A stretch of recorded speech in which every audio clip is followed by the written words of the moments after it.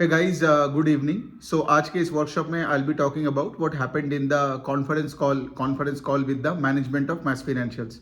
So before I talk about कि आज management ने क्या क्या चीज़ें बताया, I'll just talk about the loan book का breakup of Mass Financials so you can understand the business model a bit better. तो if you see 80% of the loan book जो है ऑफ मैस फिनेंशियल्स का वो दो सेगमेंट में जाते हैं। एक है उनका माइक्रो एंटरप्राइज लोन और दूसरा है उनका एसएमई लोन्स।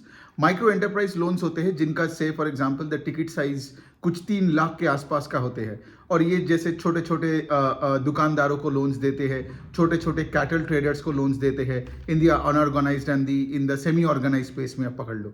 दूसरा साइड में अगर आप देखोगे इन द एसएमई स्पेस में ये लोग क्या करते हैं, वर्किंग कैपिटल लोन्स देते हैं टू से फॉर एग्जांपल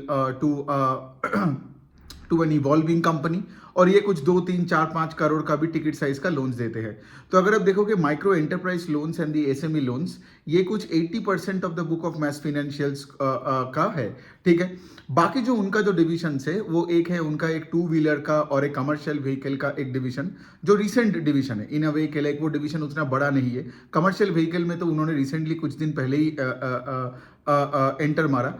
तो आज वो जो पूरा 2 vehicle and commercial vehicle division है that is around 14% of the book और बाकी का जो 6% ऑफ द बुक है वो है उनका एक सैलरीड पर्सनल लोन का एक बुक है जो भी उन्होंने कुछ 1 साल पहले चालू किया, ठीक है। तो ये बन जाता है मैस फिनेंशियल्स का लोन बुक का ब्रेकअप। नाउ अगर आपको कोई पूछे मैस फिनेंशियल्स अभी भी प्रिडोमिनेंटली कहाँ है, आप उनको बोलना कि एसएमई एंड एमएसएमई लेंडिंग में है, ठीक है। उन्हीं का एक मेजर प्लेयर है। तो अगर हम थोड़ा बहुत बात करें इस बिजनेस का तो थोड़ा अभी देख लेते हैं कि मैनेजमेंट ने कॉन कॉल में क्या क्या चीज़ बताया। पहला पॉइंट तो ये है कि जो चीज़ सबसे इंपॉर्टेंट है, ठीक है, कि मैस फिनेंशियल्स का अभी आप देखोगे 27-28% से उनका लोन बुक का ग्रोथ हुआ है। अभी उनका लोन बुक का साइज अराउंड 10,000 करोड़ के आसपास हो गया है। बट यहाँ पे आप देखोगे that the return on equity of MAS financials is around 16%।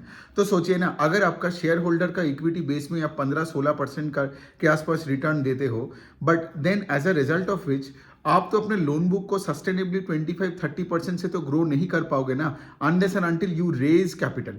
Either वो इक्विटी कैपिटल हो, मतलब क्यूआईपी करके, या डेट कैपिटल हो। तो यही पे बात हुआ मैस फिनेंशियल्स के कॉन कॉल में। तो मैनेजमेंट ने यही बताया कि it will be very hard for the company to grow the book at 25-26% CAGR without raising equity, without raising money. Why? Because उनका return on equity is between 16-17% के आसपास। Even कॉन कॉल में management ने ये भी बताया कि going forward they would want to maintain the return on equity का नंबर between 16 and 18%, ठीक है। अब ऑफ कोर्स 16-18% का अगर आरओई का नंबर है एंड इफ से दे डोंट रेज कैपिटल तो आगे जाके उनका लोन बुक का पेस ऑफ ग्रोथ घट के हो जाएगा 16-18% के आसपास ही, है ना। लेकिन अगर उनको 25% से ग्रो करनी है they need to raise capital और उसके लिए कंपनी ने यह भी बताया कि like they are looking for the right merchant banker, they are looking for the right investors, they are looking for the right valuations before से for example they take the plunge and try to raise capital from the market. So ये एक important agenda था जहां पे उन्होंने discussion किया। दूसरा point ये है, अगर आप देखोगे कि मैस फिनेंशियल्स का एक सब्सिडियरी भी है जो है एफोर्डेबल हाउसिंग फाइनेंस का। तो उनका आज वो बुक बहुत ही छोटा है and the book is growing at 35-36% on a very small base. तो जैसे मैंने बताया मैस फिनेंशियल्स का जो 4 डिवीजन का बात किया, ये सब्सिडियरी का बात हो रहा है।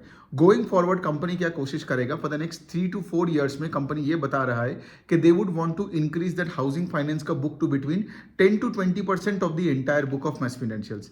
ये एक टारगेट है। दूसरा उन्होंने ये भी बताया कि लाइक ये जो personal loan, salaried personal loan का जो बुक है, they will want to keep this between 6-10% के बीच में गोइंग फॉरवर्ड, ठीक है। ऐसा नहीं कि सैलरीड पर्सनल लोन सिंस उनमें आपको यील्ड ज्यादा मिल रहा है तो आप उसको 20-30% ऑफ द बुक कर लिया, ऐसा भी नहीं है। सो ये बन जाता है बात। और of course having said that, company को जब पूछा गया तो दे सेड कि like it took them around 28 years to reach an AUM of 10,000 crore. AUM मतलब लोन बुक का जो टोटल जो साइज है। और कंपनी ये कोशिश करेगा कि अगले 3 से 4 साल के बीच में वो अगला 10,000 करोड़ का AUM कर दे, मतलब to double the AUM।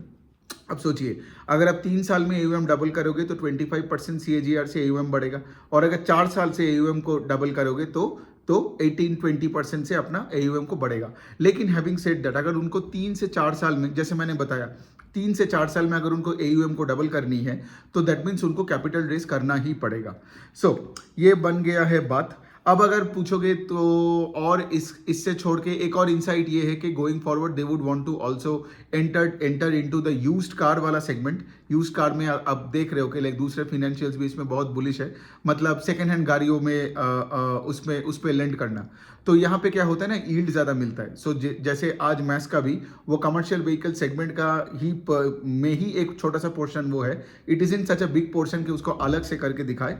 But having said that, ये तो आपने देखा होगा कि बाकी फाइनेंशियल्स भी यही बोल रहे हैं कि लाइक जो यूज्ड ट्रक्स का लेंडिंग करते हैं वहाँ पे यील्ड ज़्यादा होते हैं then let's say for example एक नया ट्रक का लेंडिंग करके, वहाँ पे आपका यील्ड कम है और अगर आपका और आपका निम्स में प्रेशर आती है।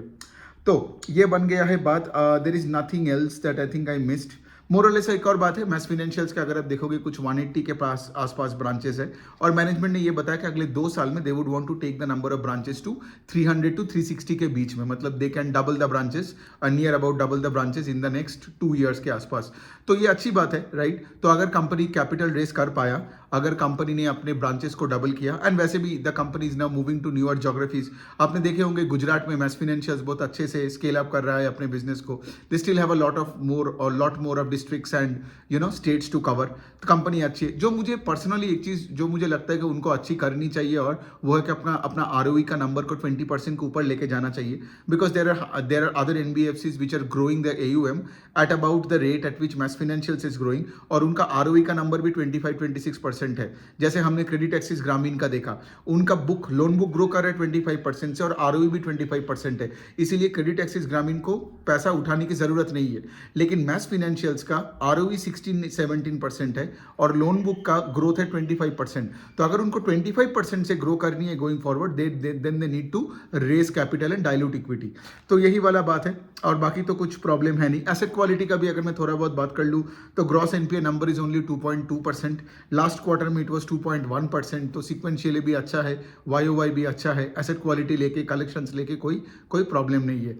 तो ये रहा छोटा सा एनालिसिस मैस फाइनेंशियल्स का। मैं जैसे जैसे कॉन कॉल ट्रांसक्रिप्ट पढ़ता जाऊंगा, मैं छोटे छोटे वीडियोस बना के आपके सामने ये पेश करता रहूंगा। Thank you.